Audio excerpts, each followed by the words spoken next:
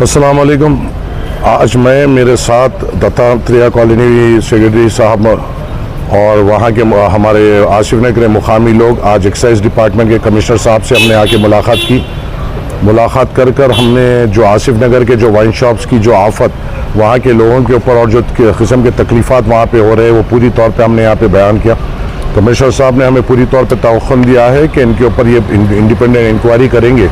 और आवाम की सहूलत के लिए वहाँ पे जो भी इक़दाम लेना है वो बराबर लेंगे। हमारा सीधी तौर पे मुतालबा ये था कि बेशक ये जो भी ये बाहर से इन्होंने हुकूमतों को करोड़ों रुपए देकर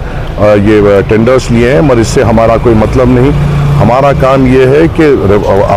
रियासत की रेवेन्यू से हमारी कोई ताल्लुक़ नहीं, मगर आवाम की वहाँ पे तकलीफ़ात नहीं होना चाहिए। जिस तरीके से आज अभी हमें बताया गया कि SVP जो हैदराबाद वाइन्स, वहाँ पे जो वाइन्स की दुकान है वो उसका लाइसेंस नवंबर तक है और हमें ये तवक्कुन दिया गया है कमिश्नर साहब से और सुप्रीडेंट साहब से कि नवंबर के बाद उस मुकाम पर कोई शराब की दुकान अलॉट नहीं की जाएगी। उसी के साथ हमें ये भी कहा गया है कि जो बालाजी रेस्टोरेंट एंड बार है उसकी भी शिफ्टिंग की कार्रवाई चल रही है और 1-2 महीने में उसकी शिफ्टिंग हो जाएगी और वहाँ से उसको भी हटाया जाएगा। और जो SV बार है जहाँ पे ये हादसा हुआ था उसको भी सीधी तौर पे इंस्ट्रक्शन दिया गया है कि वहाँ पे आप कारोबार नहीं कर सकते, ऑल्टरनेटिव जगह देख लीजिए, और उनको भी वहाँ से शिफ्टिंग की बात इन्होंने की ही है। और हमारा ये था मुतालबा कि हमने उनसे ये कहा है कि आप कुछ भी इक़दाम लीजिए।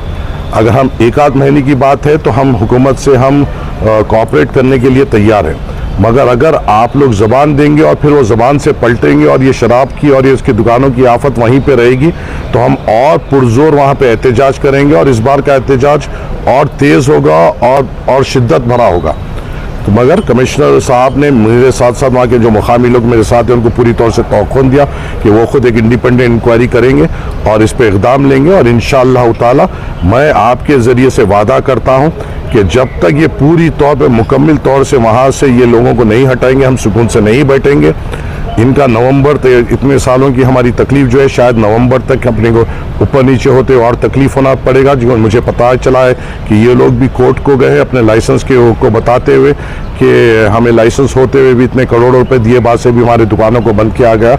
अगर खुदा न खास्ता इनको कोई कोर्ट से ऑर्डर भी मिलता है जिसकी कार्रवाई हम कर भी रहे हैं और अगर एक्साइज डिपार्टमेंट भी इनको अलाउ करता है तो हम नवंबर के बाद तो बिल्कुल तौर पे इनको चलने नहीं देंगे।